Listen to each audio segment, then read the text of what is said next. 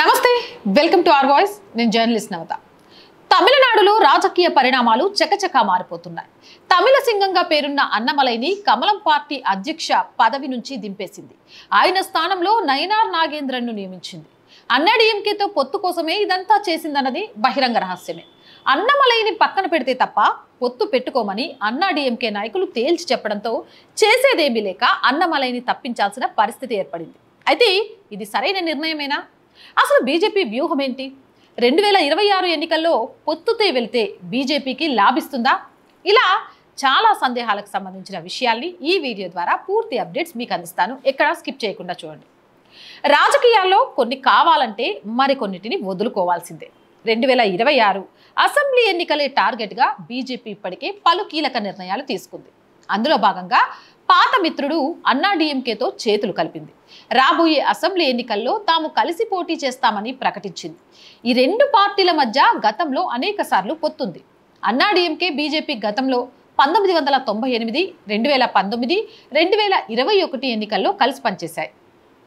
ఇక 1998 లోక్సభ ఎన్నికల్లో ఈ రెండు పార్టీలు మరమల్లర్చి ద్రవిడ మున్నెట్ర కజగం ఎండీఎంకేతో కలిసి తమిళనాడులోని 39 స్థానాల్లో 30 గెలుచుకున్నాయి. అయితే 1999లో అన్నాడీఎంకే తన మద్దతును ఉపసంహరించుకోవడంతో అటల్ బిహారీ వాజ్పేయి నేతృత్వంలోని బీజేపీ ప్రభుత్వం కూలిపోయింది. రెండు పార్టీల మధ్య 2023లో పొరపచ్చాలు వచ్చాయి. ఇక అన్నాడీఎంకే బీజేపీతో తన పొత్తును రద్దు చేసుకుంది. దీనికి ప్రధాన కారణం బీజేపీ రాష్ట్ర అధ్యక్షుడు అన్నమలై. అన్నాడీఎంకే ఐకాన్ జయలలిత గురించి విమర్శలు చేసినట్లు ఆరోపణలు ఎదుర్కొన్నారు. ఇది అన్నాడీఎంకే క్యాడర్లో అసంతృప్తిని కలిగించింది. అయితే 2024 లోక్సభ ఎన్నికల్లో రెండు పార్టీలు విడివిడిగా పోటీ చేసి ఒక్క సీటు కూడా గెలుచుకోకపోవడంతో డీఎంకేనే 40 సీట్లలో 39 సీట్లను గెలుపొందింది. కానీ ఈ ఎన్నికల్లో బీజేపీ భారీగా పుంజుకుంది. అన్నమలై నేతృత్వంలోని బీజేపీ ఏకంగా 13% ఓట్ షేర్ని సాధించింది. గతంలో కమలం పార్టీ ఒంటరిగా పోటీ చేసి ఇంత భారీగా ఓట్ షేర్ సాధించలేదు. ఇదే ఊపుతో వచ్చే అసెంబ్లీ ఎన్నికల్లోనూ బీజేపీ ఒంటరిగానే పోటీ చేసి బలీయమైన శక్తిగా ఎదగాలనుకుంటున్న సమయంలో అన్నాడీఎంకేతో పొత్తు పెట్టుకోవాలని పార్టీ అధిష్టానం భావించింది. దీంతో అన్నమలైని పక్కకు తప్పించారు. ఈ విషయంలో అన్నమలైది తప్పేమీ లేకపోయినా పొత్తు కోసమే ఆయనను పక్కన పెట్టాల్సిన పరిస్థితి ఏర్పడింది. అయితే అన్నమలై వంటి బలమైన నాయకుడిని పొత్తు కోసం ఎందుకు పక్కన పెట్టినట్టు అనే కదా మీకున్న డౌట్. దాని గురించి కూడా చెప్తాను చూడండి.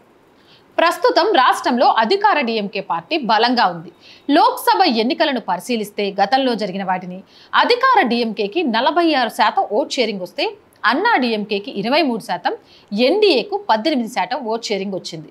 ప్రస్తుతం రెండు పార్టీలు పొత్తు పెట్టుకోవడంతో ఈ రెండు పార్టీల కలయికతో 41% ఓట్ షేర్ లభిస్తుంది. అయినా కూడా అధికార పార్టీ కంటే కొంచెం తక్కువే. కానీ ఇది కేవలం నెంబరింగ్ మాత్రమే. కెమిస్ట్రీ సరిగ్గా వర్కౌట్ అయితే ఈ ఓట్ షేర్ మరింత పెరిగే అవకాశం ఉంది. ఇప్పటికీ రాష్ట్రంలో కమలం పార్టీ బలం గతంలో కంటే పెరిగినా అధికారంలోకి వచ్చేంత మాత్రం కాదు. ఇదే బలంతో భవిష్యత్తులో ముందుకు సాగితే అది ఓట్ల చీలికకు కారణమై డీఎంకేకే లాభం చేకూర్చే అవకాశం ఉంది. దీన్ని కమలం పార్టీ ముందుగానే గ్రహించింది. ఈసారి ఎలాగైనా అన్నాడీఎంకేతో కలిసి గెలుపొందాలని భావించింది. మరో 5 ఏళ్లకు రాష్ట్రంలో బలపడితే అప్పుడు ఒంటరి పోరుకు సిద్ధం కావచ్చునని అనుకున్నట్టుంది. ప్రస్తుతానికి డీఎంకేని ఓడించడమే ప్రధాన లక్ష్యంగా ముందుకు సాగుతోంది. అధికార పార్టీ డీఎంకే కేంద్రంలో అధికారంలో ఉన్న బీజేపీకి పెద్ద తలనొప్పిగా మారుతోంది. భాషా ఉద్యమాలు, ద్రవిడవాద రాజకీయాలు, సనాతన ధర్మ వ్యతిరేక వ్యాఖ్యలు, డీలిమిటేషన్ పేరిట ప్రజల్లో విభజన రాజకీయాలకు పాల్పడుతుంది. ఉత్తరం దక్షిణం అంటూ విభజనకు కారణమవుతుంది. డీఎంకే కేంద్రం తీసుకునే ప్రతి నిర్ణయానికి ఆ పార్టీ అడ్డు తగులుతోంది. అందుకే ఆ పార్టీని ఓడించడం బీజేపీకి చాలా అవసరం. పెద్ద శత్రువుని ఓడిస్తే చిన్న శత్రువును సులభంగా మట్టి కరిపించవచ్చు, అలాగే భయపెట్టవచ్చు. అందుకే ముందుగా డీఎంకేని దెబ్బతీయాలని కమలం పార్టీ భావిస్తుంది. ఈ విషయంలో ఎట్టి పరిస్థితుల్లో ఛాన్స్ తీసుకోకూడదు అనుకుంటుంది. అందుకే ఒంటరి పోరు కాకుండా కష్టమైన అన్నాడీఎంకేతో పొత్తు పెట్టుకొని భవిష్యత్తులో తాను బలపడాలని భావిస్తుంది. అందులో భాగంగానే పొత్తును ఏర్పరచుకున్నట్లు కనిపిస్తుంది. అందుకోసం అన్నమలైని కూడా పక్కన పెట్టడానికి సిద్ధమైంది. అన్నమలైకి అన్నాడీఎంకే నేతలకు పొసగడం లేదు. ఏ పార్టీతో పొత్తు లేకుండా కమల దళాన్ని సొంతంగానే అధికారంలోకి తీసుకురావడానికి అన్నమలై చాలా కష్టపడ్డారు. తన శాయశక్తులా కృషి చేశారు. పాదయాత్ర నుంచి డిఎంకే ఫైల్స్ వరకు ఎంతో శ్రమించారు. ఈ ప్రయత్నంలో భాగంగా అన్నా డిఎంకేని కూడా పలుమార్లు విమర్శించారు. అందుకే ఆయనంటే అన్నా డిఎంకే నేతలకు పొసగడం లేదు. ఈ కారణంగానే తమతో పొత్తు కావాలంటే అన్నమలైని పక్కకు తప్పించాలని షరతు పెట్టినట్టు సమాచారం. దీంతో బీజేపీ అధిష్టానానికి కూడా మరో మార్గం లేక ఆయనను పక్కన పెట్టింది.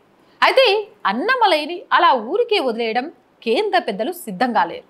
ఆయనను కేంద్ర మంత్రిగా చేసే అవకాశమూ లేకపోలేదు. జాతీయ స్థాయిలో అన్నమలై అవసరం ఉందంటూ అమిత్ షా ట్వీట్ చేశారు. దీంతో అన్నమలైని త్వరలో కేంద్ర క్యాబినెట్లోకి తీసుకోవడమో లేక పార్టీ జాతీయ అధ్యక్ష బాధ్యతలు అప్పగించడమో జరిగే అవకాశాలున్నాయి. తెలంగాణ బీజేపీ అధ్యక్షుడిగా బండి సంజయ్ని మార్చినప్పుడు కూడా ఇది ముమ్మాటికి తప్పుడు నిర్ణయం అంటూ విమర్శలు వెల్లువెత్తాయి. కానీ ఆ తర్వాత బండి సంజయ్ని హోంశాఖ సహాయ మంత్రిగా పదవి బాధ్యతలు కట్టబెట్టారు. అదేవిధంగా అన్నమలైకి కూడా కేంద్రంలో మంత్రి పదవిని ఇచ్చే అవకాశం ఉంది. అదే జరిగితే అన్నమలైకి జాతీయ స్థాయిలోనూ పేరు వచ్చే అవకాశం ఉంటుంది. ఇప్పటికే సోషల్ మీడియాలో విపరీతంగా పేరున్న అన్నమలై కేంద్ర మంత్రి అయితే ఆ చరిష్మా మరింత పెరుగుతుంది. అదే జరిగితే తమిళనాడులోనూ అది ఉపయోగపడే అవకాశం ఉంది. ఇక అన్నమలైని మార్చి నైనార్ నాగేంద్రను అధ్యక్షుడిగా ఎంపిక చేసిన బీజేపీ ఇందులో సామాజిక సమీకరణాలకు పెద్దపీట వేసింది. తమిళనాడులోని పళనిస్వామి, అన్నమలై ఇద్దరు గౌండర్ సామాజిక వర్గానికి చెందినవారు. అంతేకాకుండా ఇద్దరు పశ్చిమ తమిళనాడులోను కొంగు ప్రాంతానికి చెందినవారు. తమిళనాడులో బీజేపీకి ఏదైనా పట్టుందంటే అది పశ్చిమ తమిళనాడులోనే.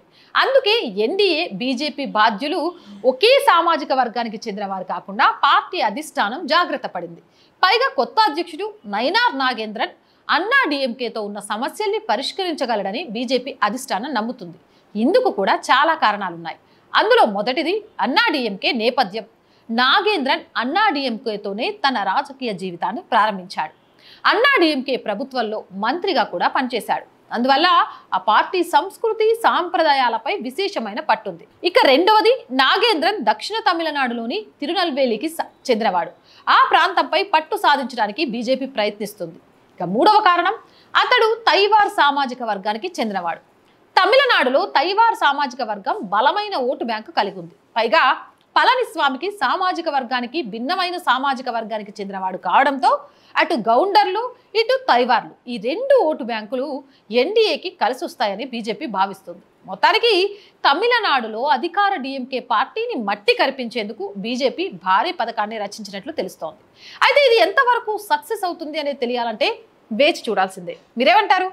ఈ వ్యూహం బీజేపీని సక్సెస్ చేస్తుందా? అన్నమలైని జాతీయ అధ్యక్షుని చేస్తే ఎలా ఉంటుంది? కేంద్ర మంత్రిగా అన్నమలై మారుతున్నందుకు మీరు ఎలా భావిస్తున్నారు?